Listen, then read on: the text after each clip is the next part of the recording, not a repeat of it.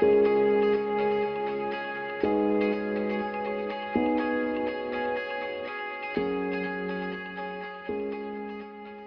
folks, I'm Jack Kennedy and welcome to week 7 of the Livestock Show on Farm Tech Talk. Shortly I'll be joined by Aidan Brennan to discuss all things dairy, but first up I'm going to talk to our beef editor Adam Woods and our sheep and schemes editor Aidan Brennan. At the outset, I think it's important to say the support of Ornua, FBD, MSD Animal Health and Board BIA to acknowledge that to make this outside broadcast happen. So Darren, to move to you first. Darren, obviously, land conditions in April have never been as good as this for this time of the year. Like you've a supplement on rush management and land management, etc., and that kind of thing in the journal this week. Give us a flavour for what's in it. Yeah, so I suppose, Jack, like the real interesting one for me is say information from the Department of Agriculture that Barry Cassidy has an article on, and it's around the whole area of rush management. And it seems that there's been a huge change in focus, that now it's, I suppose, maybe the use of MCPA in particular, or the use in sprays, are really dictating what way rushes should be managed. That the real focus is try and refrain from using sprays, especially around watercourses. And the department have advised, I suppose, two options. One is what they're calling suppression, and the other one is containment. Suppression is sort of seen for better, I suppose, maybe areas of ground where there wouldn't be a massive rush infestation. And what they're really advising there is the likes of, say, topping, mowing, coming in and in doing sort of, I suppose, maybe land management tasks that will allow grass to compete with rushes. And in particular, what we're talking on here is liming, long-term drainage, if that makes sense, and also putting out fertilizer to try and give grass the edge to get ahead in rushes. The second option that they're really, I suppose, maybe don't want farmers to be spraying on is where there's rushes or heavy rush infestations near a watercourse. And what they're advising there is a containment approach. And in particular, what they're saying is that if you can graze it to, I suppose, limit the spread of rushes and to show that there's an agricultural activity, that is perfect from a land management point of view, and it's also perfect from in regards getting your BPS or getting your areas of natural constraint payment. If weather conditions allow, which have been perfect in the last few weeks, what they're saying is ideally these areas would be topped, or they say they will be topped and the rushes removed through baling to try and keep them, I suppose, maybe in check.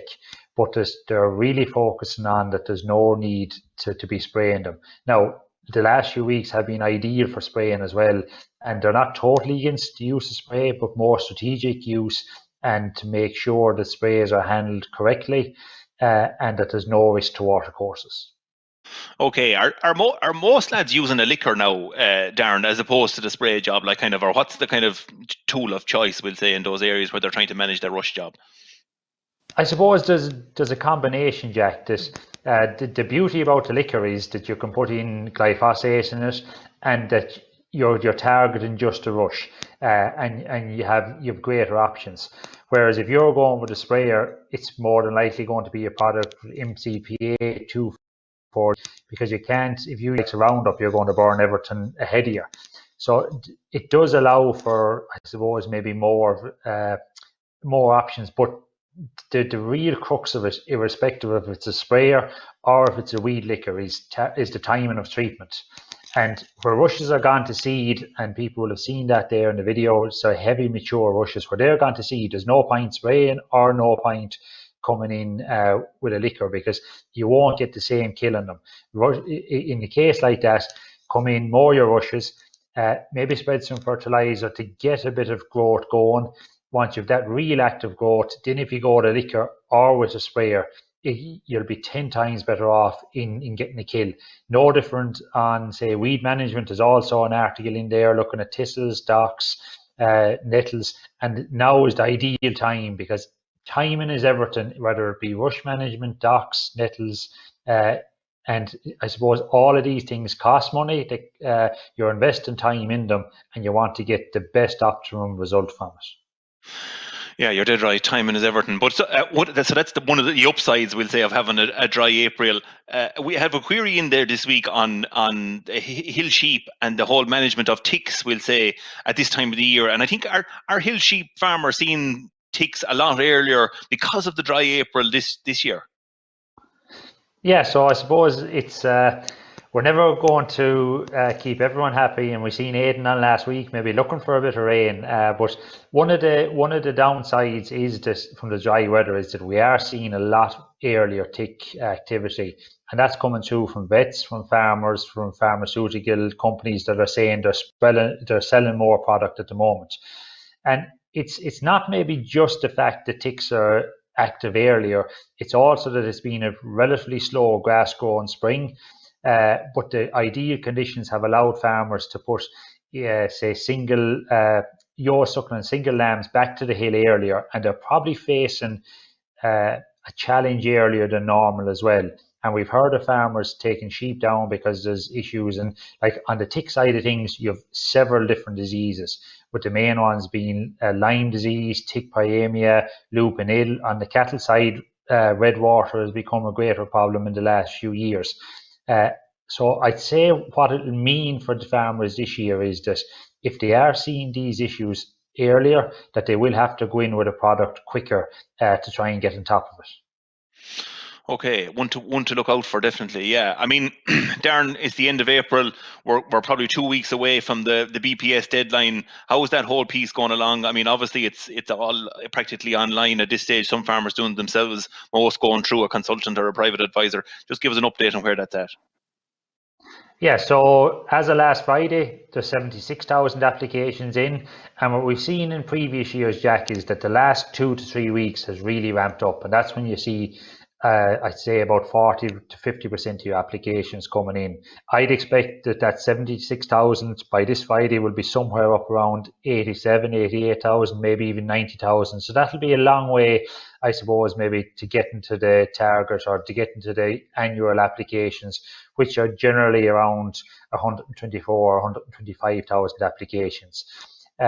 As we've, I suppose, maybe discussed before or touched on, that the EU has given an allowance there that there will be, or that the department could go and look for an extension from the 15th of May deadline.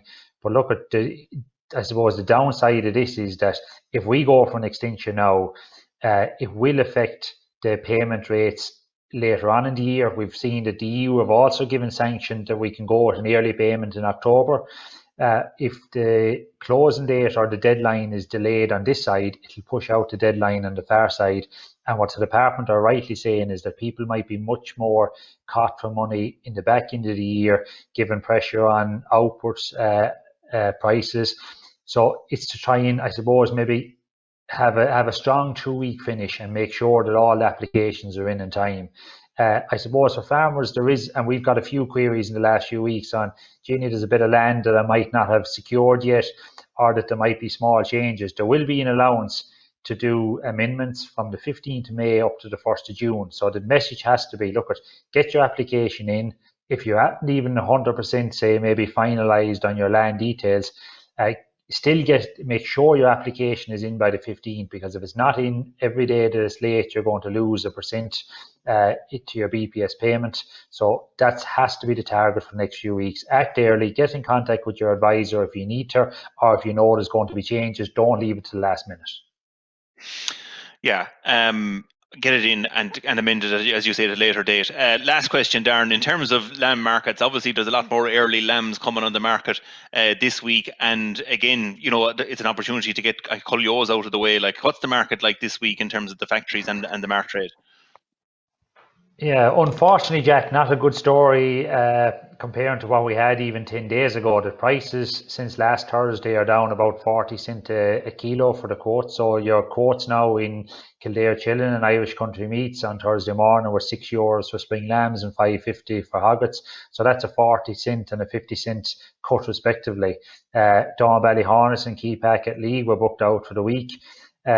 So they weren't quoted until next week, and the other two plants are saying that their quotes only hold for Thursday and possibly Friday.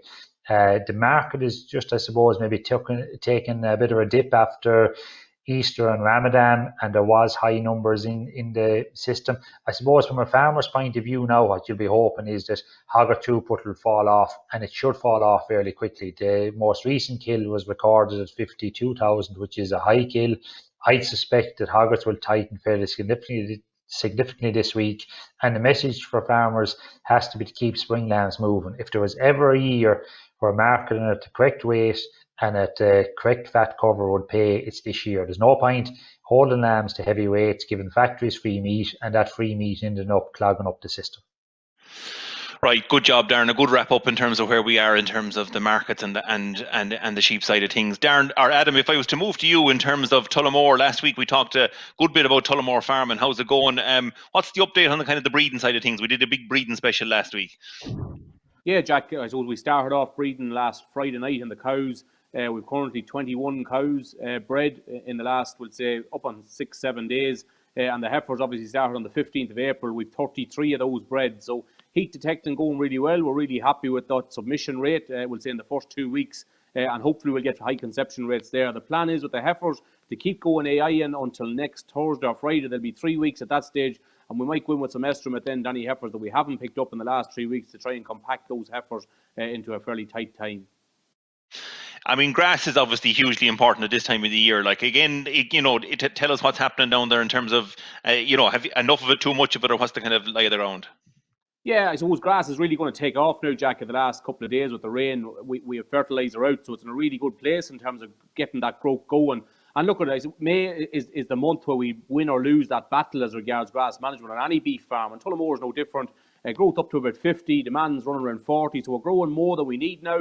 Sean had been, I suppose, slow to take out paddocks last week because we were really looking for rain down there. And if we took out some of those heavy covers, and we're going into heavy covers at the moment around 1700, which is sort of around 10, 12, 13 centimetres in terms of height of grass, a little bit too strong. But until we got the rain, we didn't want to take out those paddocks. But probably now that the rain has come, we'll be able to skip some of those strong covers. And that's the key for this time of year, is that we're going in at the right height. And on a lot of dry stock farms, we don't go in at the right height. We leave too much grass on that paddock or on that field, and we go in and we get poor utilisation rates, we get poor weight gain. So really, really important to be going in there at a low grass height, i.e. 10 centimetres at this time of year. Is there anything else happening on the farm down there this week? So, I suppose bulls, we've 12 bulls gone. We killed another 7 bulls yesterday in terms of drafting, and we'll continue to draft them. We're drafting about a month earlier, so we weaned heavier weanlings this year, and we kept those bulls going during the winter, we'll say, on good silage and meal. And we're happy now with draft, and we're sort of averaging sort of around 380 carcass weight.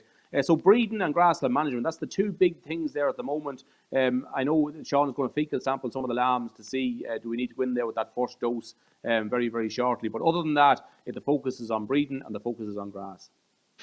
You had a reader query in there on sore teats on a suckler cow. What was the story there? Yeah, we've seen a couple of cases of this during the week, Jack, and I think maybe it's dry weather and cold nights, and cows will say outside sucking calves, and maybe chapped or sore or sores on the teat, and maybe a calf not sucking, maybe some flies around that teat. So it could lead to issues. And what on veterinary advice, what we're saying is, we'll say to bring that cow in, maybe try some Sudocrem, just your standard Sudocrem, or there is some, we'll say, proper teat ointment either that you can use on that teat, and try and keep the calf away from it for a couple of hours, rub it on, and just let it do its work, and it should come back fairly soon. But the problem is, I suppose, if the calf doesn't suck that teat, it could lead to mastitis, so it could lead to issues going forward in terms of losing that quarter and then poor live weight gain. So just seen a couple of issues of that over the last week, and that's the advice there to go in with that Sudocrem. Adam, 2 quick questions to finish up on. Firstly, the market side of things. Any developments out there? Is there any more of these fast food agents coming back into the market in terms of buying more product? Yeah, so we see McDonald's say at the beginning of the week, Jack, that we'll say they're going to look to make sure their supply chains are robust, we'll say, before they reopen, and make sure everything, all their ducks in a row, for want of a better word, I guess, before opening. And we've seen a little bit of a movement in the beef trade, we'll say, possibly on the back of that, especially cows in the south. We've seen a bit of a lift there, we'll say, for P+3 cows. And good cows as well, upwards maybe at 290, possibly even tipping €3 for real good cows in the south this week. And equally with in-spec cattle, we were working off 340, there's 345 to be got there, and possibly even 350 to be got there for heifers towards the north. So look at very, very small increases. We're seeing a really low kill. We're down at 25,000 now. And the young bull kill has really fallen off. We've just killed 50% of the young bulls so far in 2020 that we killed in 2019. So that could have future implications, I guess, if they move to steers as regards finishing cattle towards the back end of the year. And it also could impact on supplies now in May and June. Factories in the past have used those young bulls to would say, follow through it in May and June when other cattle might be scarce. So you could see a little bit of a tightening in supply now coming in May and June. Right, some significant changes there. Okay, last question. I mean, I touched off it with Darren. Like, ground conditions have never been as good up your country and out west, Adam. And I see Declan has a nice feature there in way out west with the family in Sligo. So, are you seeing a lot of activity in fields? Absolutely, Jack. I guess ground, it's been a couple of weeks up in Cavan here since we've had rain, and farmers are using that opportunity to do little bits of jobs. And lime is one of those jobs. It's funny, a lime contractor landed into this area last week and ended up on 6 or 7 farms just in a close locality. But lime, I guess, it's sort of like a forgotten fertilizer, and really farmers probably don't use it enough. It's funny, talking to the contractor, he said the 70s and 80s he was flat out putting out lime, but in recent years that has fallen way back. And really, we should be looking at lime, because if our pH isn't right, if it's not up at 6.3, our fertilizer isn't working right, and we're not getting the full, we'll say, bang for our buck out of that fertilizer. So, and I guess in terms of farming in general, and in high rainfall areas like it is in Cavan, we'll say lime has been removed from the land every year, so we need to be topping it up every couple of years. So really important to not forget about it. But farmers have used the last couple of weeks in terms of dry conditions definitely to get some more lime out again. Right, fair play. Thanks to yourself, Adam, and to Darren as well for the input this week. Adam, we have some lovely imagery of that Sligo piece from way out west from Declan Martin's article. So we might have a look at that very quickly, and I'll be joined straight away then by Aidan Brennan to have a chat on all things dairy.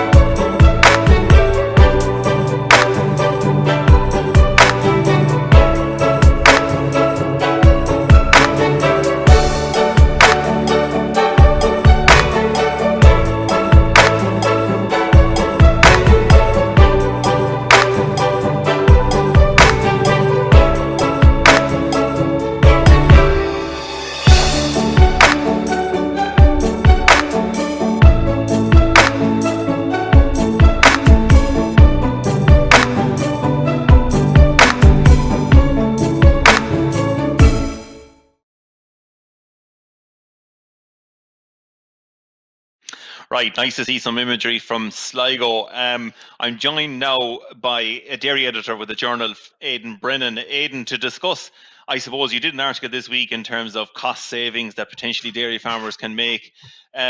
Maybe just start off giving us a little bit of background to kind of why you done the article, I suppose, and you know, something about it just to kind of give us a flavour for what's in it for those that mightn't have read it yet. Yeah, sure, Jack. I suppose the background is was falling milk prices last month. And with COVID-19 and Brexit and all the rest on the horizon, there's some predictions that milk prices will probably fall further. So I think that's kind of what's facing farmers at the moment. And if you want to protect your profit, you want to protect your margin or your free cash, like if in the face of falling milk prices, the only real way you can do that is to cut your costs. So I just went through 20 ways I found there for a typical dairy farmer, milking 100 cows and 40 hectares, how he or she can cut costs in order to protect profits. So that they're the kind of things I've been looking at this week in the Farmers Journal.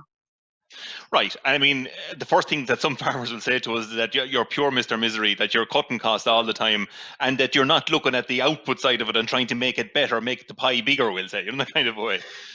Yeah, and look, that's fair enough. But I mean, at the end of the day, Jack, like, you can't spend your money, you can't spend your way out of an issue when you know that your output costs or output prices are going to fall. Like you can't. Okay, ideally you'd increase output, and that's one way of overcoming the drop in prices. But like, it's very hard to do that without incurring greater costs, and in many cases, your costs are actually greater than the increase in output. So, like, really, the only option you kind of have is to cut the cost. And look, farmers they know this, they've done it before, and they'll do it again. And you get a little bit lax, I suppose, when milk price is high. And people spend money on other things, which is good. They invest in the business, they spend money out of cash, they do up roadways and build sheds and stuff like that. And that's all. It all helps the business in the long term. And I suppose a lot of people can now fall back on that now. They don't need to do that money. They don't need to spend that kind of money this year. But again, there's people get a little bit lax around, fertilizer, feed, lots of other things that they can actually have scope to now to reduce some of the costs on. Okay, well let's kind of take a look at some of the. I saw the piece and I bunched some of the spending or the cost cutting, into different parts. And so the first piece that I kind of bunched together was the whole feed and fertilizer side of things. So you talk about using urea, you talk about using less fertilizer, you talk about using clover, using less meal, etc., and that kind of thing. So maybe just give us a flavour for what you're kind of getting at there in some of those issues in terms of the whole feed and fertilizer side of things. Yeah, so look, it's a big area. It's probably the area that farmers have most control over, like, to a fair degree. Now, it depends on the farmer, it depends on the situation and where they are relative to their, efficiencies and stocking rates and all that kind of thing. But one of the things as well, Jack, I suppose, was making more first cut silage. So we know first cut is a lot cheaper than second cut. You spread 80% of the nitrogen for second cut, yet you get about half the yield. So it's not very efficient. It's expensive feed and it takes up a lot of land in the back end of the year when you'd like to be building up covers for the autumn. So that's one thing you could do. On general fertilizer, then for the grazing season, there is scope there to reduce the amount of fertilizer we're spreading, particularly the May-June period when grass growths are good anyway. And I focus, I suppose, on paddocks that have high levels of clover in it. So on a lot of farms, you'd have some paddocks that have clover in it. Like, you can no problem there spreading 50% of the nitrogen on those paddocks as you would normally spread. And then, obviously, urea is cheaper than the likes of can, and that makes it a little bit of a saving. But one of the things I see as well, Jack, is there's a lot of farmers then will make a lot of surplus bales. And it's handy to have the bales at the shoulders of the year. If weather is bad or you want to build up covers, you can just throw in those bales. But you need to remember that they are expensive. It's as expensive as meal is. So if there's no point in spreading a lot of fertilizer just to make a lot of these surplus bales, that's a double cost, in my view anyway. So you need to be careful of it. And a lot of it is, I suppose, about setting your grass demand to an appropriate level.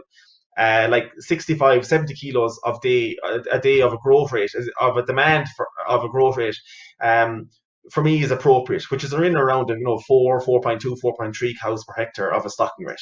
And that means then that you don't need to be, you can have a high proportion of your farm for first cut silage and leave the rest open then for grazing.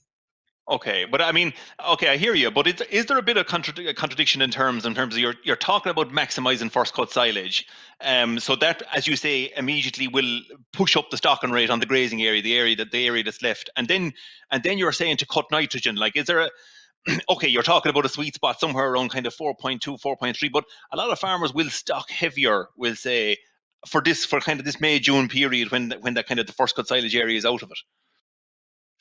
They will. I'd be slow to go much more than that now. Like 70 kilos of a growth rate, of a demand, I should say, is fairly high, like, because you're not going to get over 70 every day of the week for the next 2 months. Like, growth rates are going to fluctuate. So I'd be careful about what you set your demand at. But and you're right, there is a small contradiction to what I'm saying in terms of cutting down a fertilizer yet having a higher stock rate, because the two of them are conflicting. But there is a sweet point there, and it's about achieving that. You asked about the meal feeding before as well. Okay, for the month of May, there's grass tetany issues, cows in breeding season. You haven't much scope to reduce the amount of meal that you're feeding. But I'm thinking more June, July period. Like, for me, there's no rationale really to be feeding 2 kilos of meal or 1 or 2 kilos of meal during those months. Okay, it might help get cows into the parlour, and that's a fair point. It's important, but there are ways around that too. Cows will get used to it.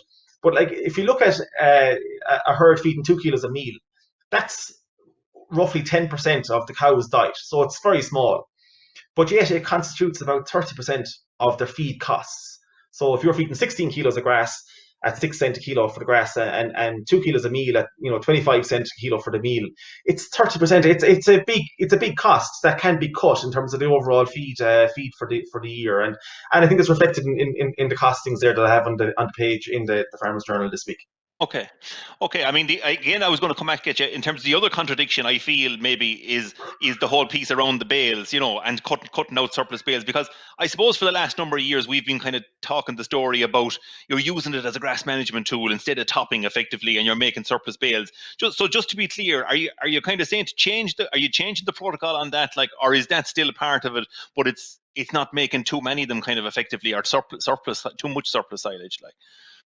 Yeah, but I think the bales could be a bit of a vicious circle, Jack, because it might tempt people to increase the stocking rate over and above what's optimum, because they can fall back to the fact that, I can feed bales at the shoulders of deer if I run short of grass. But then you're spending the whole summer then making bales. Like, there are farmers that will cut the whole farm for bales at some stage throughout the year, and I think there's a big cost in that. I don't think it's efficient. I think to be better off, having a buffer there. By all means, it's very important to have a buffer of good quality bales to feed in the spring if you get a bad week in February or a bad week in March. But you don't need to have 3, 4, 5 bales per cow. 1 or 2 bales is probably sufficient there to be sustainable in terms of meeting that buffer if you need it. But you're not cutting the whole farm for silage. Like, it doesn't make sense to be spreading 25, 30 units of nitrogen for every round, only to go and turn that then into bale silage. Like, it's just not efficient. Okay, I hear you. Like, one of the other pieces you mentioned is feed spec, and I was talking to a farmer yesterday, and he was on a basic spec. I think he was paying €230 a ton, and then he moved on to another nut. It was a kind of a breeder nut or something, or a butterfat nut, I think, and he was paying up towards €290 a ton. So is that the kind of piece you're getting at in terms of the feed spec piece? Like, you know what I mean? There's €60 of a ton there of a difference for that particular farmer. Yeah, that's exactly it. And if you go back to what I said a minute ago, like, it's 10% of the cow's diet. Okay, it might be a lot more in the cost, and that buffer fat nut is probably going to be butterfat nut. That's a lot more cost as well. Like, that's up to 29 cents a kilo.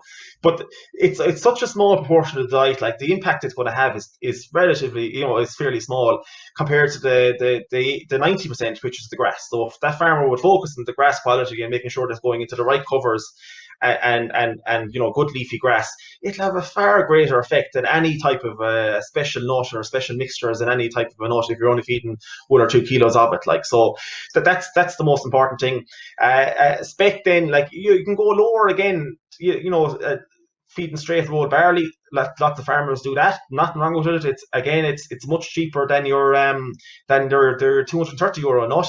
It runs through the parlour, no problem at all. And there's different, the other different specs, three-way mixes, silo hulls, pan kernel. Like, I know we don't want to be going into those kind of stuff, but like, it can be done. It can reduce the cost of the ration that you're putting in. But like, the cost of the product is one thing, and one thing I see from talking to really profitable farmers, they don't look at the cost as much as they look at the quantity. So they focus on reducing the quantity that they need rather than spending an awful lot of time pricing around for different types of rations or different types of fertilizers. Because if they focus on the quantity that they need, it'll actually make a much greater effect in reducing their overall cost of production than just looking for a bargain on a certain product. Okay, we could spend a lot more time talking about it, but on that whole feed and fertilizer thing. But we'll move on. One of the other places you kind of focus in on is, I'll say, the machinery side of things, and you talk about diesel costs being reduced, and you talk about maybe having a look at contractor costs, and you make a point there of kind of keeping the track machine out of the farm. Like, again, just give us a flavour for where you're coming from on some of those issues. Yeah, like, I mean, on the contractor costs, like, in fairness to them, they provide a great service, and generally, like, the contractor costs, the charges, they don't really rise with inflation. They tend not to rise that much when now, depending on the person and the area and all the rest, they don't tend to rise with diesel prices going up. So just because diesel prices go down, I don't think dairy farmers should be knocking on the doors of contractors looking for a price reduction wholesale. Okay, if there's something that can be done, well and good. The track machine is an interesting one. Like, every time a track machine comes into a farmer's yard, you might say there's 2 days work there. Guarantee you it'll be 3, 4, 4 or 5 days or a week's work out of it, because there's these, what we call the Asher costs. Asher, when you're here, we'll do this, or when you're here, we'll do that. And they all add up, like, it's 400 or 500 euros a day for the machine, and then you're talking about stone and piping, and you'll buy gates, or you'll build walls, or you'll get loads of stone and concrete, like, so they all add up. The best policy, I'd say, in a year like this, if milk prices is going to be under pressure, is to say, okay, stake in the ground, I'm not going to get a track machine in this year. Okay, yeah, be definitive on it, right? I mean, the other piece, again, that I bunched together with there is that whole area around breeding and herd health. And so, okay, you don't mention vaccinations or animal health side of things. You might touch off that in your answer to me, but you talk about, I suppose, effectively banning the stock bull and going more AI than stock bull. Just talk around that space a bit. Yeah, so look, it depends if there's a stock bull on the farm. I'm talking about now about for the beef side of it. So stock bull to breed your dairy stock is a big no-no anyway. Like, I mean, that's just it's off the wall in terms of the lack of efficiency there.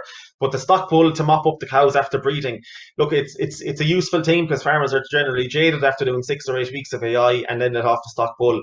But if you need to go away and buy a stock bull this year, you're talking about between 2,500 to 3,000 euros for the stock bull. It's expensive, and if on a 100 cow herd, you might only do 30 or 40 serves, 30 or 35 serves. So it's and the cost per serve there is very high. For a year that's in it, you could just go and use and keep going with the heat detection and keep going with AI. It'll be an awful lot cheaper. And look, if you want to go back and buy the stock bull next year, then that option is there for you. In terms of animal health, I deliberately shied away from looking too much at that because one of the key requirements is that it wasn't to affect the herd long term. And reducing vaccinations or reducing, if you need to treat an animal for worms or whatever else, like that could really affect the output at the farm. So I'd be slow to change for that reason. So I didn't look into it, but obviously there are things the farmers can do on an individual basis. Like the one that comes to mind is the worm dose in summer for your dairy cows. Like it's expensive. It's over €5. I don't know, is there a legitimate reason why if an average herd, that's treated correctly and that has immunity or to worms, that those cows need to be treated. Like some people will treat for worms at the sign of any cough, like, but you just need to be a little bit careful. I'd say, read into it more than just looking at the bulk tank milk results. You need to be doing a few dung samples, to say, in order to get a definitive answer as to whether you need to be treating for worms or not. But that's on the animal health side. Okay. Yeah. So I mean, question everything is really what I'm hearing. So the other and the last kind of area, I suppose, that I've bunched together will say is that whole piece around money and people. And one of the big areas is drawings. Another one is maybe labor costs, or paying for help on the farm, and maybe trying to do more of it yourself again. So. Again, just kind of discuss the kind of, you're thinking, what I'm thinking is you're thinking maybe short term this year, trying to do something yourself more than contracting out or something like that. Is that where you are? Yeah, look, it's an option that's there. I suppose what I was saying over there is that, like, take second cut, spread the slurry after your second cut silage. Like, in a lot of dairy farmers, the machinery is there for that, but that's a job that the contractor has been doing because it just freed up the farmer to do more valuable kind of tasks on the farm. But the option is there that if you need it, that could, if there's staff in the farm or you're helping on the farm. And there's a lot of students around now. There's a lot, there's family labour is more plentiful this summer now than ever before because of the coronavirus. So potentially, you could save a bit of money there, but it's small fry, Jack. Like, you're not going to make big savings by doing something yourself relative to getting the contractor in when you add up the wear and tear and the hassle and the time involved. But it's an option that's there. On the labour side of it, look, there are many companies, I'd say the vast majority of small to medium businesses across Ireland are now, implementing wage cuts, because their businesses have dried up because of COVID-19. The same cannot be said for dairy farmers, to be fair. Okay, we're taking a price hit, but you can't say that that's happening at the moment. And I would be very slow to put any wage cuts onto farm staff, because they're such an important part of the dairy farm business. And I've said that in the piece, but look, maybe bonuses could be looked at, or if someone was supposed to go on a higher wage this year, you could defer that for 6 months until things settle down. But I wouldn't be putting in wage cuts on it. I suppose, I think you mentioned accounts and who does that and who takes ownership of it. That's a big one for me. And I was talking to a farmer there, a neighbour of mine there the other day, who was saying that because his father used to go into the co-op every day or every second day, and he used to be, for something and come home with something else. He reckons his costs are going to be way down this year because of that. So there's two sides to it, I suppose. But you're right. Like, the farmer needs to take ownership of the costs. And different farmers have different ways of doing it. I think the best is just, every month or every 2 months, just to get out the bank statements, go through them, proportion the costs to each thing, whether and see where you are then at the end of the quarter, at the end of the month. But yeah, you need to be taking ownership of it. Okay, I mean, look, we could spend a lot more time talking about the cost. I mean, the other side of it that you don't mention, you do. You actually mentioned one about increasing the protein side of it. It's just kind of making better quality milk, we'll say, I suppose, is one of the issues. And, I mean, again, you do mention using AI, and that obviously long term is going to make better quality milk, better quality replacements, etc., and that kind of thing. But just touch off that one in terms of, you talk about protein and getting better protein as in something you could do short term rather than long term, like. Yeah, I think this was, and my example, Jack, it was adding €7,500 to the 100-cow dairy farm, which is huge. It was one of the biggest things he could do.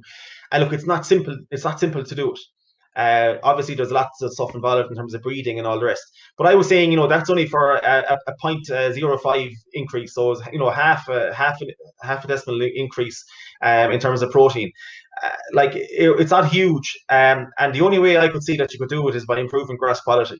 And it's the only real way that you'll actually get an increase in output without spending money. It costs nothing to have good quality grass. Like, it only takes management. So the simplest thing I think farmers can do is look at their pre-grazing yields.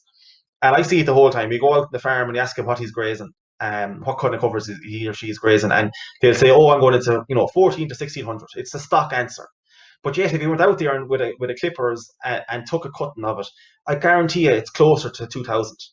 And if you look at what Moorpark are talking about, you see that every second year there at the Moorpark Open Day, they'll talk about ideal pre-grazing yields, and they'll always say, farmers will always say, there's no way there's 1400 or there's 1500 in that. But when they go and do the clipping, they'll see then that there actually is. So I think there's a gross overestimation of covers in farms, and that's driving down grass quality and it's driving down protein. You're hammering the cows with they're not getting the same intakes, they're not getting the same quality that they should be getting, because they're just eating too much stem relative to the amount of feed that they're getting in. So pre-grazing yields, focus on that. I think it's the best way you can do, the best thing we can do for increasing protein levels, and the effect it's going to have will be huge in terms of increased value to milk.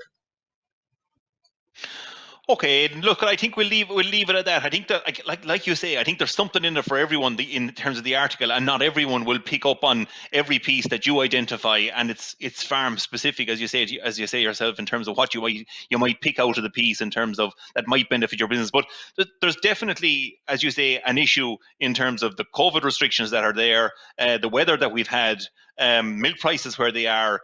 It's a time to kind of stand back from your business and kind of think about where your costs are and what your plan is for the next couple of weeks and months in terms of that high cost period, to kind of just to check it out in terms of what you can or cannot do on your farm. So listen, thanks for that, and we'll be in touch again soon, obviously. And again, I suppose thanks to Adam. We've had a busy show, so thanks to Adam and Darren for their feedback and their insights in terms of the beef and suckler side of things and the sheep side of things, and of course that the all important BPS that Darren touched off. So folks, that's it for another week of Farm Tech Talk. We'll be talking to some of the market specialists and some of the new specialists on our other Farm Tech Talk program this week. So tune into that if you want to hear something from that side of things in terms of the markets and the policy side of things. That's it for this week. Thanks again to our new Board B, MSD Animal Health and FBD for making this possible.